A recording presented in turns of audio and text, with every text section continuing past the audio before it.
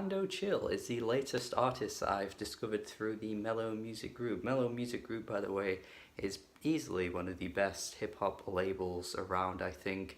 It might not get the recognition that it truly deserves, but honestly, nearly every year there's at least 2 hip-hop albums from that record label that are pretty damn great. This year we've had the Clypped Jean Grey album, as well as that Marlowe album, which I know didn't get a lot of recognition, but honestly is going to go down as one of my favourite hip-hop albums of the year, if I'm being honest. And last year there was Odyssey, there was Open Mike Eagle, of course, being the biggest member of the Mello Music Group, and the Perceptionists as well, which I freaking loved, which I know not a lot of people love that one, but honestly that was like a top 3 hip-hop album of the year for me. I just got so much enjoyment out of it, and even the Quality Chris album last year as well, which a lot of people loved. I thought it was alright, but I do think the one from this year definitely beat the album that he put out last year, like hands down. I think Jean Grey's addition to that Quelly Chris production and strangeness just helped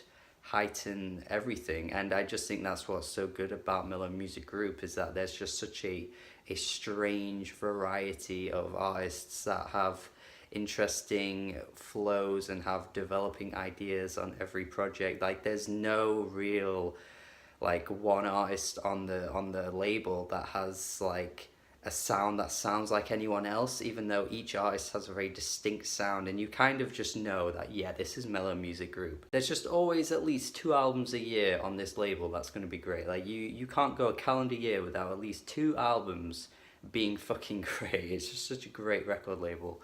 And Lando Chill is the latest addition to this roster, and I've got to say, this is a good album as well. It almost became a great one for me, but I do think there are just a few tracks that drag it down, especially in the second half. I do think this is a front-loaded album, unfortunately. Even though it remains good throughout, there aren't any really bad songs or anything, but it just kind of gets weaker as it goes along. There's this fucking great run of tracks, like 2 to 7 or something like that are all just absolutely stellar. Like I was like ready to call this album one of the best albums of the year, but it just kind of falls a little bit after that. But I will say that tracks like Clypped are just fantastic.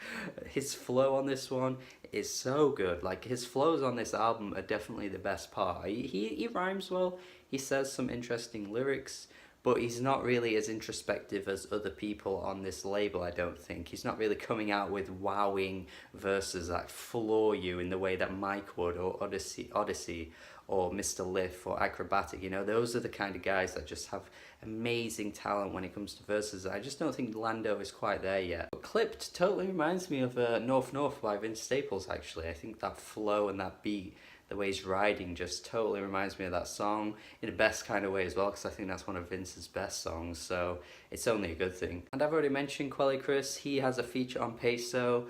It has such a cool vibe to this track, the way it kind of goes Peso, and then the beat's like wow, wow, wow, wow. It just sounds so cool. I also love how there are sections of the song where this production gets a bit louder and it just really like hits a nice climax. And Chris does a great job with his verse. He's not really the highlight of the song, but he certainly doesn't drag it down or anything. It's just this interesting production that is utilized on quite a number of tracks that really heightens Lando's sort of stylistic approach, because it does sound quite unique, but then again it just sort of falters on tracks like Kool-Aid, where I don't know, there's just not really anything melodically interesting about this one. Tracks like this have pretty weak hooks. There's not really anything to pull away lyrically from them, so even if, you know, a hook is weak here and there, there's not really that much else to take away from the song, which is really unfortunate, I would say. Bust It Till It Fit, again, probably has an even weaker hook. Like he's doing this really weird, like,